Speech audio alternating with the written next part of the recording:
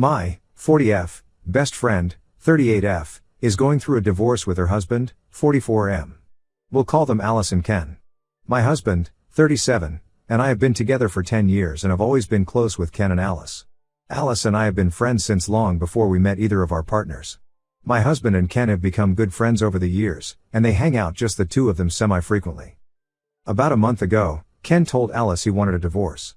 She told me that for the last 6 months, they've been having issues. According to her, the problem stemmed from Ken's issues with her job. 3 years ago, she accepted a promotion at her company.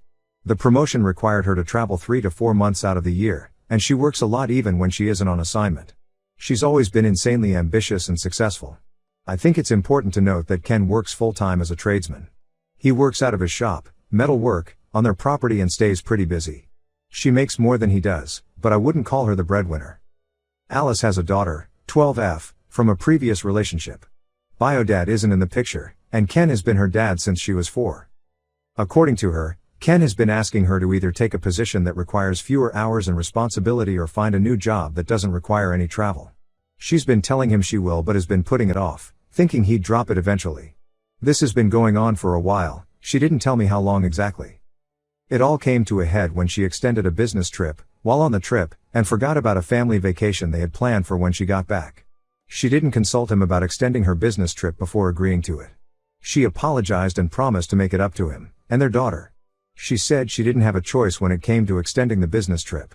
Whether that's true or not, I have no idea. Ken was upset but didn't blow up. When she got home, though, his stuff was packed, and he'd moved most of his shop and tools into storage. He hadn't told her any of this and was acting like everything was fine until this point. She called me and was crushed. She kept saying, "I didn't think he'd do it," over and over. What was at first sadness on her end quickly became resentment or anger when Ken made it clear there was no getting back together. Ken and my husband were in contact during this whole ordeal. The husband knew they were having issues but didn't know the extent of them until after Ken left Alice.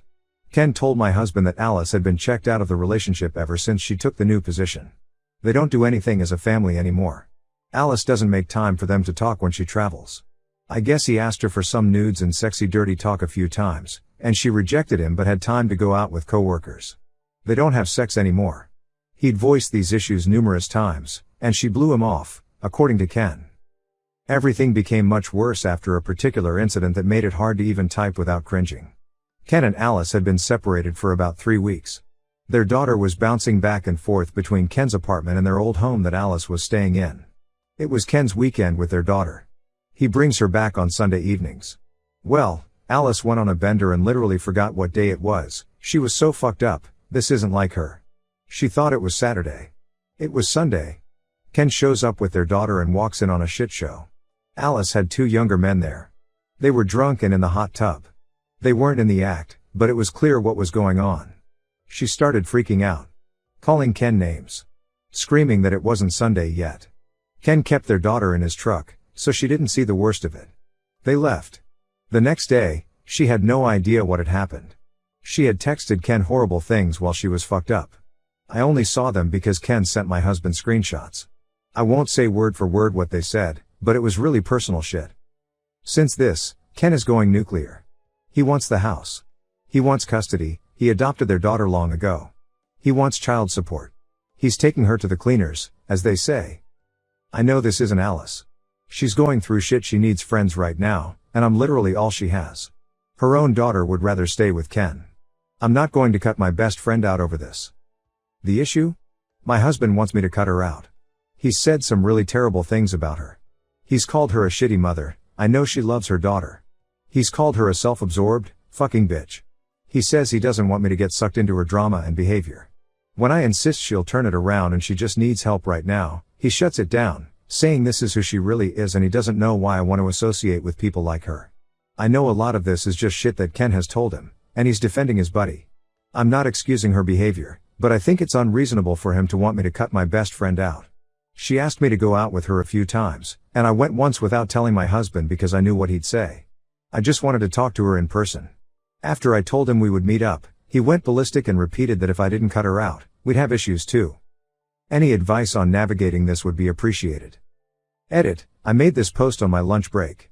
On mobile now. The responses are overwhelming and eye-opening. I've seen a recurring sentiment that I haven't said anything positive about Alice. I reread my post and realized you're correct. So I'll just say this. She wasn't always this way, and her behavior, drinking excessively, shrugging off family, being work-obsessed, is relatively new. She used to be a good mother. We used to have fun family outings. She and Ken were happy. When she took the promotion, all that changed gradually until this SHT show happened. Maybe I'm blinded by her behavior now because I know once upon a time she wasn't this person. I plan on talking to her tonight and having an intervention. And I will let my husband know. Thank you for your responses, the good and the bad. Update 1. It wouldn't let me post an update without mentioning the ages and relationships again, so the people involved are me, 40F, my husband, 37M, married for 10 years. My best friend Alice, 38F, and her husband Ken, 44M. Married for roughly 8 years. This is not a happy update. Alice and I made plans to get together on Saturday morning. I was going to get us coffee and help her with a few things around her house before she left for a business trip on Monday. My intention was to tell her that we, her family and mine, are worried about her, and we all want to see her happy, but her behavior was worrying us. I was hoping we'd have a heart-to-heart. I was hoping I'd see my friend again. I was hoping she'd agree to see a therapist. I was hoping she'd take a step in the right direction. None of that happened. She was combative from the second I showed up at her place. It was almost like she knew what my intentions were before I even said anything. When I told her I was worried about her, she said she was fine and had just been blowing off steam and having some fun. She said she works hard and can do whatever she wants now that Ken has left her. She talked about how ungrateful Ken has been over the years for all her hard work and everything she's paid for and done for him. It made me cringe, but I bit my tongue. For the record, Ken is a hard-working guy who didn't need her money. He was the breadwinner when they first got together. She makes quite a bit more than him now, but in no way was he dependent on her. Some of you pointed out that it was likely that Alice was cheating on Ken. I asked her, and she got extremely defensive. She gave me the whole "I can't believe you'd even ask me that" attitude. I reminded her about the hot tub incident and the optics of it all. She blew it off and swore she'd never cheated. I asked who the guys were. It turns out they were interns at her company. When I asked how old they were, she simply said, they were legal. The way she said it made me wonder if that's how dirty old men talk about younger women. It was gross. Whether or not she was cheating before the breakup, I don't know. I don't really know anything about this woman anymore. Here's where things took an unexpected turn. As we chatted, she was packing for her business trip. I asked her where she was going this time. She said Dallas. I didn't think anything of it. She's gone to Dallas for business dozens of times. What did strike me as odd was what she was packing. Long pants, sweatshirts, a beanie, jackets, hiking boots. It was all fall attire and not what she'd be wearing in Dallas this time of year. I don't think I even saw her pack work clothes. But the weirdest thing? A random Seattle Mariners jersey. She doesn't follow baseball. She never has. I thought about saying something but kept my questions to myself. It was all just. I felt like she was preoccupied with packing and her daughter was coming over soon, so I decided to head out. We hugged. I told her I loved her and wanted her to be happy. I told her I hope she considers seeing a therapist when she gets back. She said, I'll think about it. Things did seem to end on a positive note. When I got home, hubby and I were talking about how things went, and I told him about the clothes she was packing and the random Seattle Mariners jersey. He thought it was odd too. But, other than it just being odd, we didn't think anything of it at the time. But then hubby went full internet detective, and guess who lives in Seattle and has a Facebook profile picture of himself at a Mariners game? Her daughter's biological father. My heart sank. When I checked the Mariners' schedule, they do have home games next week. I called her immediately and asked her if she was really going to Dallas. She responded, yeah, why? I asked if she was sure she wasn't going to see X name in Seattle. She got quiet. There was probably a full minute of silence. I told her she better not lie to me and that I'd find out. She came clean. She said she had gotten in contact with him right after Ken left her, and they'd been talking more and more. She said he was a different man now and has turned his life around.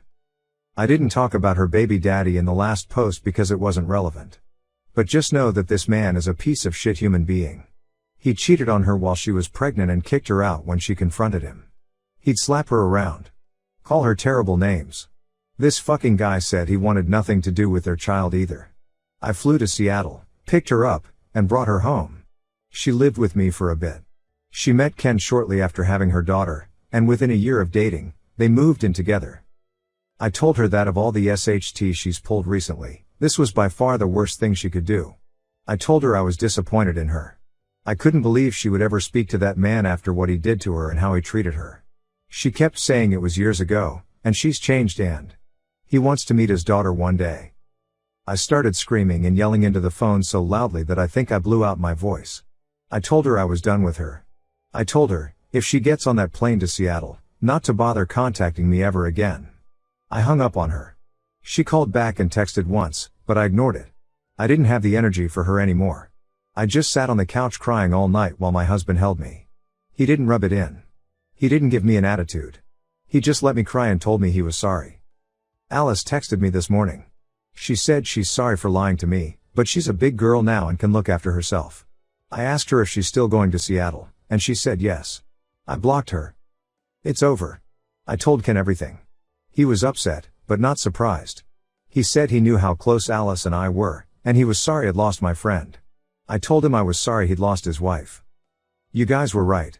I feel like a fucking idiot. Maybe it's a little selfish of me, but I feel betrayed.